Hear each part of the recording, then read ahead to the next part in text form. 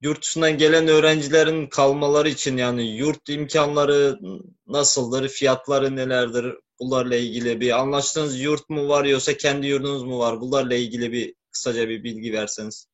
Tabii. Şimdi şöyle söyleyeyim. Bizim kendi kurumumuza ait, kendi vakfımıza ait olan iki tane yurdumuz var.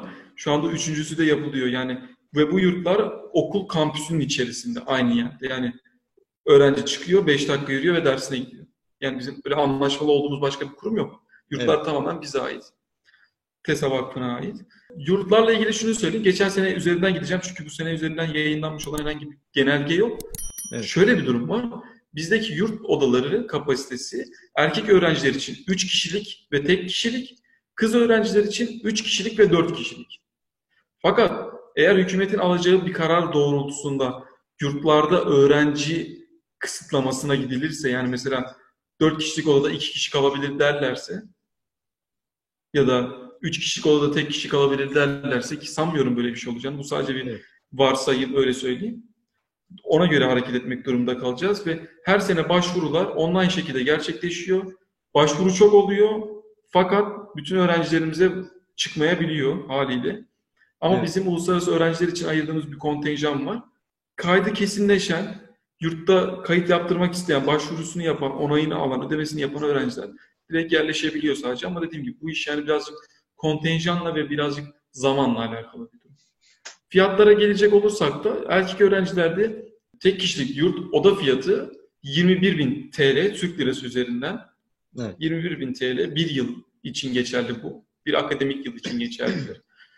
3 kişilik odaların fiyatları da 11.000 TL olarak ilan edilmişti geçen sene. Fakat bu sene değişecek. Enflasyona göre bir zam artışı bekleniyor yurt Evet. fiyatlarında da. Kız öğrencilerde de şöyle 11.000 3 kişilik odaydı. 10.000 bir küsurat var, çok önemli değil. 10.000 küsür TL'de 4 kişilik oda için belirlenen fiyattı. Bu sene de yine o da aynı şekilde artış gösterecek. Ödemeler konusunda şöyle söyleyeyim. Ödemeyi dilerse öğrenci 9 taksit yapabilir kredi kartıyla. İsterse 10 taksit yapabilir anlaşıp bir banka ile. İsterse peşin ödeyebilir. Peşin öderse %5 indirim alabilir. Evet. Bu şekilde gerçekleşiyor ödeme şekilleri. Tamam. Teşekkür ederim. Rica ederim.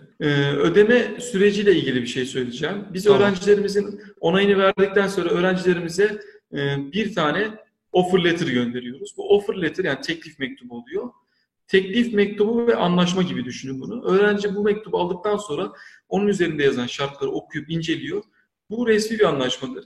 Öğrenci bunu imzalayarak kendisi tarıyor ve ödemiş olduğu tutarın dekontu ile bize geri iletiyor. Biz de öğrencinin hemen kaydını açmış oluyoruz.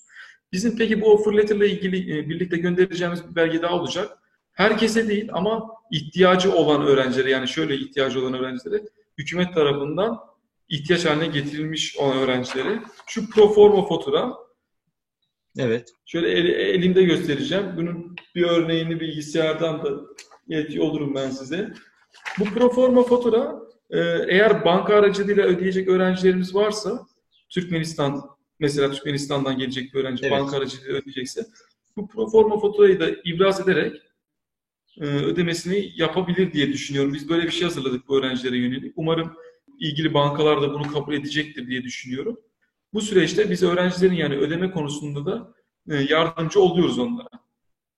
Banka bilgilerini atıyor olacağız zaten. Offer letter'da yazıyor olacak bunların hepsi.